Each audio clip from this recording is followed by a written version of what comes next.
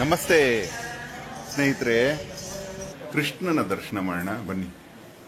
ಇದು ಉತ್ತರದ ಬಾಗಿಲು. ಇಲ್ಲಿ ಕೂಡ ಜಯ ವಿಜಯರಿದ್ದಾರೆ.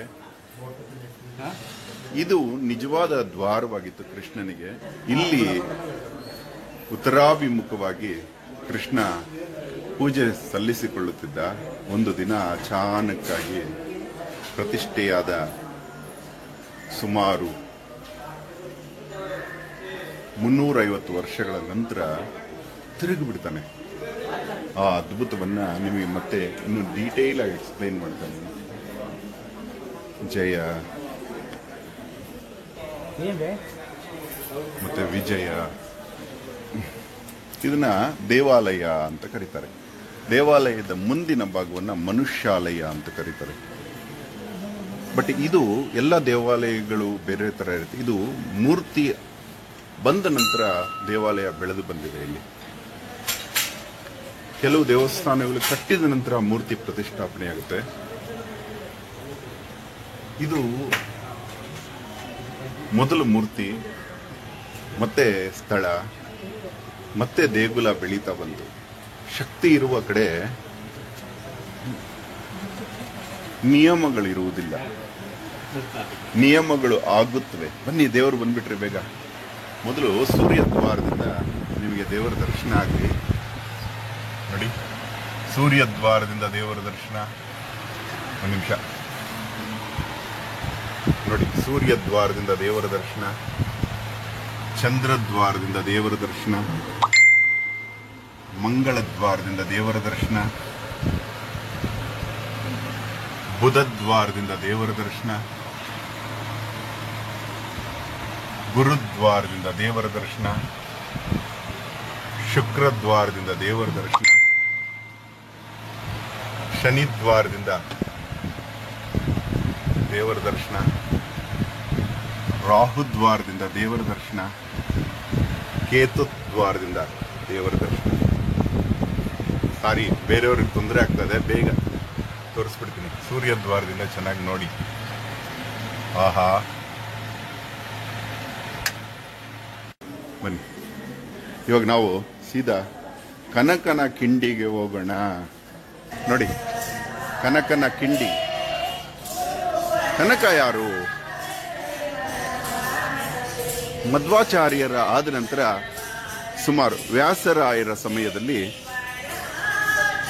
ಅವರ ಶಿಷ್ಯ ವರ್ಗದಲ್ಲಿ ಇದ್ದವರು ಕನಕದಾಸರು ಮತ್ತೆ ವಾದಿರಾಜರು. ವಾದಿರಾಜರು ಕನಕದಾಸರು ಸ್ನೇಹಿತರು ಅಂತ ಹೇಳ್ಬೋದು. ವಾದಿರಾಜರು ಇಲ್ಲಿ ಪರ್ಯಾಯವನ್ನು ನಡೆಸುವಾಗ ತನ್ನ ಕ್ಲಾಸ್ಮೇಟ್ ಅನ್ನ ಇಲ್ಲಿಗೆ ಬರುವಂಗೆ ಕೇಳಿಕೊಳ್ತಾರೆ. ಕನಕ ಊರೂರು ಅಲಿಯುವಂತ ಕಿತ್ತಡಿ ದಾಸ ಅವನು. ಪಾಪ, ತುಂಬಾ ಸಂತ, ಮೇರು ಸಂತ. ಕನಕನಷ್ಟು ದೊಡ್ಡ ಸಂತ ಕರ್ನಾಟಕದಲ್ಲಿ ಯಾರನ್ನು ನಾವು ಕಂಪೇರ್ ಕೂಡ ಮಾಡೋಕ್ಕಾಗಲ್ಲ. ಅಂತಹ ಭಕ್ತ. ಯಾಕಂದ್ರೆ ವಾದಿರಾಜರಿಗೆ ಆ ಸತ್ಯ ಗೊತ್ತಿರುತ್ತೆ. ನಮ್ಮ ಚಿಂತಾಮಣಿಯ ಹತ್ತಿರ ಇರುವಂತ ಚೇಳೂರಿನ ಹತ್ತಿರ ಕಂದಕೂರು ಅಂತ ಒಂದು ಹಳ್ಳಿ ಇದೆ. ವಿಜಯನಗರದ ಸಾಮ್ರಾಜ್ಯದ ಸಮಯದಲ್ಲಿ ವ್ಯಾಸರಾಯರು ಅಲ್ಲಿ ಕೆರೆಯ ಜೀರ್ಣೋದ್ಧಾರಗಳನ್ನ ಮಾಡ್ತಾ ಇರ್ತಾರೆ. ಅಲ್ಲೊಂದು ಕರ್ನಾಟಕದಲ್ಲಿ ತುಂಬಾ ಬೃಹತ್ ಕೆರೆಗಳಲ್ಲಿ ಒಂದಾದ ಕಂದಕೂರು ಕೆರೆಯನ್ನ ನಿರ್ಮಾಣ ಮಾಡ್ತಾರೆ. ನಿರ್ಮಾಣ ಮಾಡಬೇಕಾದ್ರೆ ಅವ್ರದ್ದು ತುಂಬಾ ಅದ್ಭುತಗಳು. ಅವರು ಕೆರೆ ಕಟ್ಟುವವರಿಗೆ ದಿನನಿತ್ಯ ಕೂಲಿ ಕೊಡಲು ಆವತ್ತಿನ ಶ್ರಮಕ್ಕನುಸಾರವಾಗಿ ಕೊಡ್ತಾ ಇರ್ತಾರೆ. ಎಲ್ಲರೂ ಕೂಲಿಗಳು ತನ್ನ ಮುಂದೆ ಮಣ್ಣನ್ನು ರಾಶಿ ಮಾಡಿಕೊಂಡಾಗ ಮಧ್ವಾಚಾರ್ಯರು ಒಂದು ಕೋಲಿನಿಂದ ಅದನ್ನು ಸ್ಪರ್ಶ ಮಾಡ್ತಾ ಇರ್ತಾರೆ. ಅವರವರ ಶ್ರಮಕ್ಕನುಸಾರವಾಗಿ ಅವರಿಗೆ ಇದು ಸಿಗುತ್ತೆ, ಆ ಫಲ ಸಿಗ್ತಾ ಇರುತ್ತೆ. ಹೀಗಿರ್ಬೇಕಾದ್ರೆ ಕನಕದಾಸ ವ್ಯಾಸರಾಯರನ್ನ ಹುಡುಕೊಂಡು ಹೋಗ್ತಾರೆ. ಹುಡುಕೊಂಡೋದಾಗ ವ್ಯಾಸರಾಯರು ಎಲ್ಲರಿಗೂ ಆವತ್ತಿನ ಕಾಯಕದ ಫಲವನ್ನ ಕೊಡ್ತಾ ಇರ್ತಾರೆ. ಹಾಗೆ ಕೊಡ್ಬೇಕಾದ್ರೆ ಇಲ್ಲಿದ್ದಾರೆ ನೋಡಿ ಕನಕದಾಸರು. ಆ ಕಾಯಕದ ಫಲವನ್ನ ಕೊಡಬೇಕಾದ್ರೆ ಕನಕದಾಸರು ಬಂದು ಆ ಟೈಮಲ್ಲಿ ಡಿಸ್ಟರ್ಬ್ ಮಾಡ್ತಾರೆ. ನಮಗೆ ಒಂದು ನಿಮ್ಮ ಆಶೀರ್ವಾದ ಬೇಕು, ನಿಮ್ಮ ಶಿಷ್ಯನನ್ನಾಗಿ ಸ್ವೀಕರಿಸಿ ಗುರುಮಂತ್ರ ಬೇಕು ಅಂತ. ಆಗ ವ್ಯಾಸರಾಯರು ಅನೇಕ ಕಾರ್ಮಿಕರಿಗೆ, ನೂರಾರು ಕಾರ್ಮಿಕರ ನಡುವೆ, ಸಾವಿರಾರು ಕಾರ್ಮಿಕರ ನಡುವೆ ಕೆಲಸದಲ್ಲಿದ್ದಾಗ ಈತ ಡಿಸ್ಟರ್ಬ್ ಮಾಡ್ದ ಅನ್ನೋ ಭಾವನೆಗೋ ಏನೋ ಹೋಗಲೋ ಕೋಣ ಅಂತ ಹೇಳ್ತಾರೆ. ಇವರು ಅದೇ ಗುರುಮಂತ್ರ ಎಂದು ತಿಳಿದು ಕೋಣ ಕೋಣ ಎಮ್ಮೆ ಕೋಣ ನಮಃ ಅಂತ ಒಂದು ಬಂಡೆ ಮೇಲೆ ಕುತ್ಕೊಂಡು ತಪಸ್ಸು ಮಾಡ್ತಾರೆ ಕನಕದಾಸರು. ಆಗ ಯಮನ ಕೋಣವೇ ಸಾಕ್ಷಾತ್ ಮುಂದೆ ಇಳಿದು ಬಂದ್ಬಿಡುತ್ತೆ. ಎಲ್ಲರೂ ಓಡೋಗ್ಬಿಡ್ತಾರೆ ಕೆರೆಯಿಂದ. ಒಬ್ಬ ಶಿಷ್ಯ ವಾದಿರಾಜರ ಜೊತೆ ವ್ಯಾಸರಾಯರ ಹತ್ರ ಹೋಗ್ಬಿಟ್ಟು, ಕೋಣ ನಿಜವಾಗ್ಲೂ ಬಂದ್ಬಿಟ್ಟಿದೆ, ನೀವು ಕೋಣ ಅಂದ್ರಲ್ಲ, ಅವರು ಕೋಣನ ತಪಸ್ಸು ಮಾಡಿದ್ರು, ಬಂದ್ಬಿಟ್ಟಿದೆ ಅಂತ ಹೇಳಿದ್ರೆ ವ್ಯಾಸರಾಯರು ಅಯ್ಯೋ ಎಂತಹ ಮಹಾಪುರುಷ ಆತ ಅಂತ ಹೇಳಿ ಇಳಿದು ಬರ್ತಾರೆ. ಕನಕನಿಗೆ ಹೇಳ್ತಾರೆ, ಕನಕ ಆ ಕೋಣನಿಗೆ ಹೇಳು, ಈ ಕೆರೆಗೆ ಅಡ್ಡವಾಗಿ ಬಿದ್ದಿರುವ ಒಂದು ಬಂಡೆಯನ್ನ ತೂತು ಮಾಡಕ್ಕೆ ಹೇಳು, ಅದನ್ನೇ ತೂಮು ಅಂತ ನೀರು ಹೋಗುವ ದಾರಿ ಮಾಡೋಣ ಅಂತ. ಆ ಕೋಣದಿಂದ ದಾರಿ ಆಗತ್ತೆ. ಆ ಕೋಣನ ಕೊಂಬು ಇವತ್ತಿಗೂ ಅಲ್ಲಿದೆ. ಆಗ ಕ್ಲಾಸ್ಮೇಟ್ಸ್ ಆಗಿದ್ದಂತಹ ವಾದಿರಾಜರು ಕನಕದಾಸನನ್ನ ಉಡುಪಿಗೆ ಇನ್ವೈಟ್ ಮಾಡ್ತಾರೆ.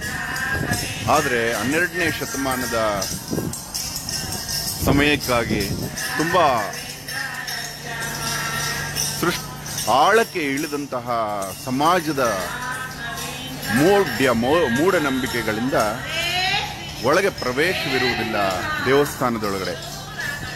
ಆದರೂ ಸ್ನೇಹಿತನಿಗೆ ಇಲ್ಲೊಂದು ಗುಡಿಸಲು ಹಾಕೊಡ್ತಾರೆ. ವಾದಿರಾಜ ಮಠಾಧಿಪತಿ ಆದರೂ ಜನವನ್ನ ವಿರೋಧಿಸೋದಕ್ಕೆ ಆಗ್ತಾ ಇರಲಿಲ್ಲ. ಆಗ ಇಲ್ಲೆಲ್ಲ ಸುತ್ತಮುತ್ತಲು ಮಠಗಳಿದೆಯಲ್ಲ, ಅಷ್ಟ ಮಠಗಳು, ಒಬ್ಬರ ಅಧಿಕಾರ ಇರೋದಿಲ್ಲ. ಮತ್ತೆ ರಾಮಾನುಜರ ಹಾಗೆ ಧೈರ್ಯವಾಗಿ ಎದ್ದು ನಿಂತುಕೊಳ್ಳಲು ಆಗಲಿಲ್ಲ. ಅವಾಗ ಮಧ್ವಾಚಾರ್ಯರಾಗಿದ್ರೆ ಬಿಟ್ಟು ಬಿಡುತ್ತಿದ್ರೇನೋ. ಸ್ವಂತ ಕ್ಲಾಸ್ಮೇಟ್ ಆದ್ರು ಇಲ್ಲಿ ಗುಡಿಸಲು ಹಾಕೊಟ್ರು.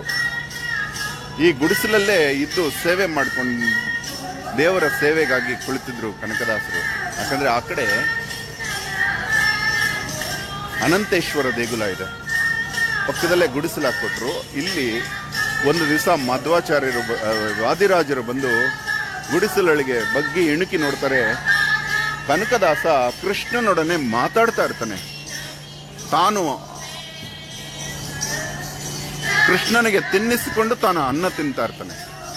ವಾದಿರಾಜರು ಆಶ್ಚರ್ಯಪಟ್ಟು ಬಿಡ್ತಾರೆ, ಕೃಷ್ಣನನ್ನ ಎಷ್ಟು ಒಲಿಸ್ಕೊಂಡಿದ್ದಾನೆ ಕನಕದಾಸ ಅಂತ.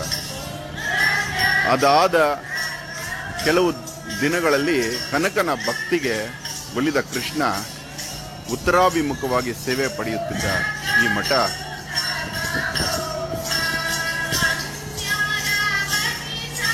ಅಚಾನಕ್ಕಾಗಿ ಗುಡುಗು, ಸಿಡಿಲು, ಭೂಕಂಪಗಳಾಗಿ ಮೂರ್ತಿ ಪಶ್ಚಿಮಾಭಿಮುಖವಾಗಿ ತಿರುಗುತ್ತೆ. ಗೋಡೆ ಒಡೆದು ಹೋಗುತ್ತೆ. ಕಿಂಡಿಯಾಗಿ ಆ ಕಿಂಡಿಯ ಮುಖೇನ ಆ ಮಳೆಯ ಮಧ್ಯೆ ಗುಡಿಸಲಲ್ಲಿ ನನ್ನ ಕನಕ ಹೇಗಿದ್ದಾನೆ, ಅವನನ್ನ ದರ್ಶನ ಮಾಡೋಣ ಅಂತ ತಿರುಗ್ತಾರೆ ನೋಡಿ. ಫುಲ್ ಉಡುಪಿಗೆ ಆಶ್ಚರ್ಯವಾಗ್ಬಿಡುತ್ತೆ. ಪೂರಾ ದಕ್ಷಿಣ ಕನ್ನಡ, ಪೂರಾ ಕರ್ನಾಟಕ ಈ ವಿಚಾರ ಹಬ್ಬತ್ತೆ. ದೇಗುಲ ವಿಸ್ಮಯವಾಗುತ್ತೆ ಈ ಕಿಂಡಿಯ ಮುಖೇನ. ಅವಾಗ ಈ ಔಟರ್ ಕನ್ಸ್ಟ್ರಕ್ಷನ್ ಇರಲಿಲ್ಲ, ಒಳಗಡೆ ನೋಡಿದ್ವಲ್ಲ ಅಷ್ಟೇ, ಒಂದು ರೂಮ್ ಇತ್ತಷ್ಟೇ. ಆಗ ವಾದಿರಾಜರು ಕನಕನ ಕಿಂಡಿ ಅಂತ ಮಾಡಿಸ್ತಾರೆ, ಸ್ನೇಹಿತನಿಗೋಸ್ಕರ ಮಾಡಿಸಿ ಆ ಕಡೆನೇ ದೇವರಿಗೆ ಸೇವೆ ಕೊಡ್ತಾರೆ. ಇಂಥ ಅದ್ಭುತ ಎಲ್ಲಾದ್ರೂ ನಡೆದಿರ್ಲಿಕ್ಕೆ ಸಾಧ್ಯ ಇದೆಯಾ? ಇದನ್ನ ಮರೀಬಾರದು ನಾವು. ಮತ್ತೆ ಪಿಕ್ಚರ್ ಬಂದು ಮತ್ತೆ 19ನೇ ಶತಮಾನದಲ್ಲಿ ಇದನ್ನ ಮತ್ತೆ ಜ್ಞಾಪಿಸ್ತು ಜನಕ್ಕೆ, ಮತ್ತೆ ಮರೆತು ಹೋಗಿದ್ರು. ಇವಾಗ ಮತ್ತೆ ಜನ ಮರೀತಾ ಇದ್ದಾರೆ ಈ ಅದ್ಭುತ ಘಟನೆಗಳನ್ನ. Thank you very much.